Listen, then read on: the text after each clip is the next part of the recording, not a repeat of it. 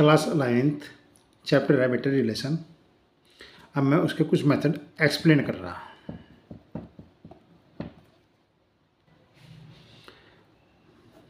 देखो बेटा, पहले आपके पास एक सेट ए है, वो नॉन एम्प्टी सेट है, और एक सेट बी है, वो भी नॉन एम्प्टी सेट है। यानी कि ए और बी सेट में कुछ ना कुछ एलिमेंट अवश्य हैं।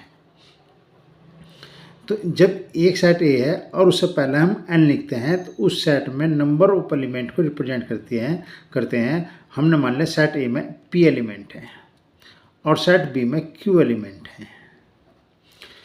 तो number of element in A cross B is equal to P Q. A set में जो एलिमेंट है और बी सेट में जो एलिमेंट है उनकी प्रोडक्ट कर दो तो number of element in A cross B, यानी कि ए क्रॉस बी में नंबर ऑफ एलिमेंटों की संख्या आ जाएगी। इस टाइप का एक क्वेश्चन पेपर में अवश्य आता है। नंबर ऑफ रिलेशन, अगर वो रिलेशन पूछता है, इस बात को फोकस करना कि एलिमेंट पूछ रहा है या रिलेशन पूछ रहा।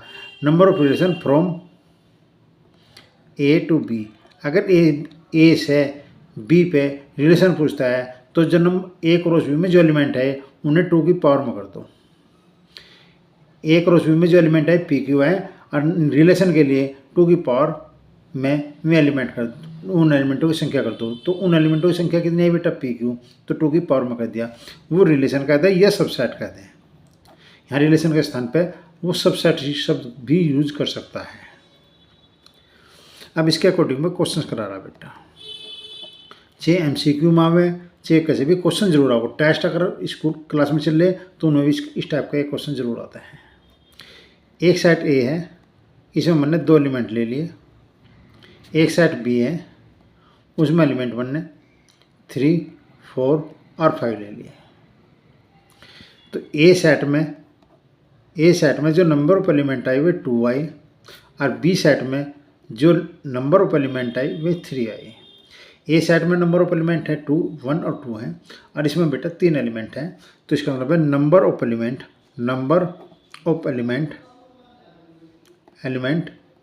इन ए क्रॉस बी। ए और बी के हमने बेटा क्रॉस प्रोडक्ट कार्टेशियन प्रोडक्ट निकाला और कार्टेशियन प्रोडक्ट में जो एलिमेंट आए वे आपके पास 2 × 3, क्योंकि ए सेट में एलिमेंट थे 2, बी सेट में एलिमेंट थे 3 और 2 और 3 की मल्टीप्लाई करी तो बेटा कितना आया? 6 आया। यानी कि ए क्रॉस बी में जो नंबर ऑफ एलिमेंट आए वे कितना है बेटा? 6 आए। कैसे आए? देखो, ए क्रॉस बी आपको दिखा रहा मैं। ए सेट हो रहा, बी सेट हो रहा, ए क्रॉस बी निकाल लो तो 1 3 1 4 1 5 मैं ए क्रॉस बी निकाल रहा और ए क्रॉस बी में बेटा पहला एलिमेंट ए का लिखा जाएगा, बाद में एलिमेंट बी का लिखा। तो 1 3 1 4 1 5 1 3 1 4 1 5। इसके बाद बेटा 2 3 2 4 और 2 5। ये एलिमेंट ए क्रॉस बी में आए तो ए क्रॉस बी में जो एलिमेंट आए 1 2 3 4 5 6 एलिमेंट आए। और देखो मैंने लिखा number of element in A cross B 2 × 3। A set में जितने एलिमेंट है और बी सेट में एलिमेंट जितने हैं उनके दोनों की प्रोडक्ट कर दो तो ए क्रॉस बी में नंबर ऑफ एलिमेंट आ जाए। एक क्वेश्चन इस टाइप का जरूर आता है। अगर रिलेशन पूछे तो रिलेशन आपके पास number of relation from A to B. A set से बी सेट पर जो नंबर ऑफ रिलेशन आए उनमें जो अवयवों की संख्या होगी, जो एलिमेंट की संख्या होगी वो 2 की पावर कितनी होगी बेटा? 6 होगी, क्योंकि ए क्रॉस बी में जितने एलिमेंट आते हैं, ठीक, नंबर ऑफ रिलेशन फ्रॉम ए से बी पे जितने रिलेशन बनेंगे उनमें जो संख्या होगी 2 की पावर 6 होगी। रिलेशन के स्थान पे बेटा वो सबसेट यूज भी कर सकता है, चाहे शब्द रिलेशन यूज करते हैं चाहे सबसेट यूज करते हैं। क्वेश्चन नंबर 2, एक सेट ए है, इसमें जो एलिमेंट है 1 और -1 है और बेटा मुझे इसमें फाइंड ए क्रॉस ए और क्रॉस ए। अगर हम 2 लेके चलते हैं तो हम ऑर्डर पेयर के एलिमेंट प्राप्त होते हैं और जब हम 3 लेते हैं तो ऑर्डर ट्रिपलेट होता है या ऑर्डर ट्रायोड। तो ऑर्डर ट्रिपलेट में एलिमेंट जाएंगे 1 2 3। इसकी जो डेफिनेशन होगी ए क्रॉस ए, इसका मतलब है ए बी सी ये 3 एलिमेंट होंगे और ए बी बी और सी बी किसके एलिमेंट होंगे बेटा? सेट ए के एलिमेंट होंगे। इस सेट के अकॉर्डिंग ठीक मुझे ए क्रॉस ए चाहिए। पहले इसे निकालने के लिए आप एक काम करो, ए क्रॉस ए की मल्टीप्लाई कर दो। ए क्रॉस ए -1 है, इसकी क्रॉस मल्टीप्लाई करी -1 के साथ, तो इसमें जो एलिमेंट बैठे इसकी मल्टीप्लाइजेशन बैठी -1। एक काम करो, इसे -1 और +1 कर दें। -1 -1 -1 1 1 -1 और 1 1। तो एक एलिमेंट है -1 1, इसमें एलिमेंट है -1 से 1, तो बेटा -1 की -1 के साथ ऑर्डर पेयर बना, फिर -1 के साथ -1 का 1 के साथ बना, फिर 1 का -1 के साथ और 1 का 1 के साथ।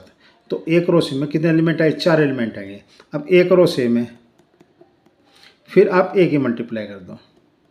इसका मतलब इसमें जो एलिमेंट है -1 -1 -1 1 1 -1 और 1 1 ये एलिमेंट थे।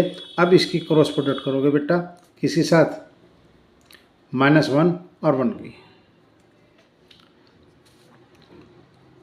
तो इसके जो एलिमेंट आए देखो, पहले जो एलिमेंट -1 के साथ तो लिखेंगे -1 -1 और -1, फिर -1 -1 -1 1 के साथ। इस एलिमेंट को मैं पहले इसके साथ लिखा तो -1 -1 -1 लिख दिया, फिर इस एलिमेंट को मैं 1 के साथ लिखा। अब इसी प्रकार इस एलिमेंट को लिखो -1 1 -1 -1 1। अब इस एलिमेंट को लिखो बेटा 1 -1 -1 1 -1 1। ये एलिमेंट लिया, इसे इन दोनों साथ लिखा, ये एलिमेंट आ गया बेटा। फिर -1 और 1 को इसके साथ लिखा। ऑर्डर ट्रिपलेट बेटा देखो, ऑर्डर ट्रिपलेट से मतलब है 1 2 3, एक ब्रैकेट के अंदर 3 एलिमेंट आना। अब इसके बाद 1 -1 ये रहा बेटा, 1 -1 और 1 ये आ गया। अब इसके बाद इस एलिमेंट को लेकर चलो तो 1 1 -1 1 1 और 1।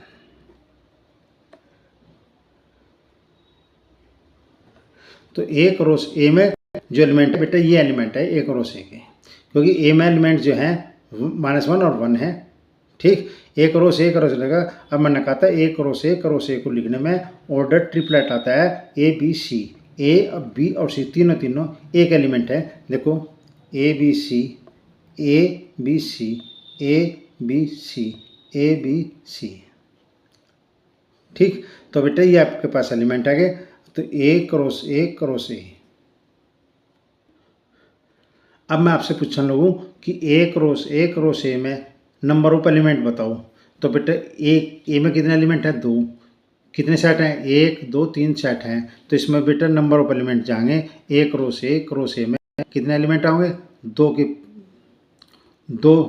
एक सेट में एलिमेंट है 2, तो 2 की पावर कितना है बेटा? 3, क्योंकि 3 सेट थे। इसमें 2 एलिमेंट, इसमें 2 एलिमेंट, इसमें 2 एलिमेंट, 2 गुणा 2 गुणा 2, ये 2 × 2 × 2, तो 2 की पावर 3 इक्वल टू कितना? 8 एलिमेंट आए। तो ए क्रॉस ए में जो नंबर ऑफ एलिमेंट अगर पूछता है तो 2 की पावर 3 कितने होंगे बेटा? 8 एलिमेंट होंगे। यानी कि नंबर ऑफ एलिमेंट कितना होंगे? 8 होंगे। देखो 1 2 3 4 5 6 7 8। इसमें जो ऑर्डर ट्रिपलेट बने बेटा कितने बने? 8 बने। तो ए क्रॉस ए में नंबर ऑफ एलिमेंट जो आए वो 2 की पावर 3 इक्वल टू 8 आए। क्वेश्चन है बेटा, let R be a relation on the set Z. Set Z integer का सेट है और सेट जेड पे एक रिलेशन हमने आर लिखा। उसकी डेफिनेशन है बेटा ए बी ऑर्डर पेयर के रूप में such that a minus b is an integer. अगर हम इन दोनों डिफरेंस करेंगे तो बेटा मुझे वो इंटीजर प्राप्त होगा। तो इसका मुझे डोमेन चाहिए और इसकी रेंज चाहिए। इसका सॉल्यूशन जेड किसका सेट है बेटा? इंटीजर का सेट है। इंटीजर सेट है और जेड पे एक रिलेशन आर है। रिलेशन आर की जो डेफिनेशन रखी ए बी ऑर्डर पेयर के रूप में ऑर्डर पेयर के रूप में लिखा, और इसका मतलब है a minus b is an integer. यदि हम उसका डिफरेंस करते हैं उन दो एलिमेंट का, जो एलिमेंट a b हैं, तो वो इंटीजर प्राप्त होगा। तो हम जो लेंगे a वो भी इंटीजर का एलिमेंट है। फॉर ऑल a और b दोनों किसका एलिमेंट है बेटा? z का एलिमेंट है। तो जो लेंगे वो भी इंटीजर, जो प्राप्त होगा वो भी इंटीजर। तो इसका तात्पर्य हुआ कि हम जो लेंगे, जो लेते हैं वो आपके पास डोमेन होता है, ठीक, और ए के थ्रू जो बी की वैल्यू प्राप्त होती है वो आपके पास रेंज कहलाती है। तो ए भी इंटीजर है, बी भी इंटीजर है, तो इसका डोमेन ऑफ आर यानी कि आर का प्रांत,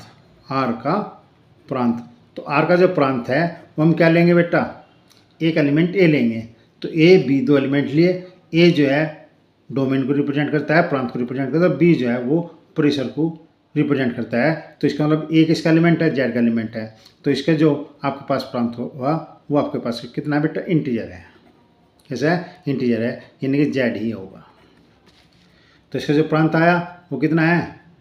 जेड, यानी कि इंटीजर का सेट आया। और इसके बाद जो इसका परिसर आया वो भी इंटीजर ही होगा।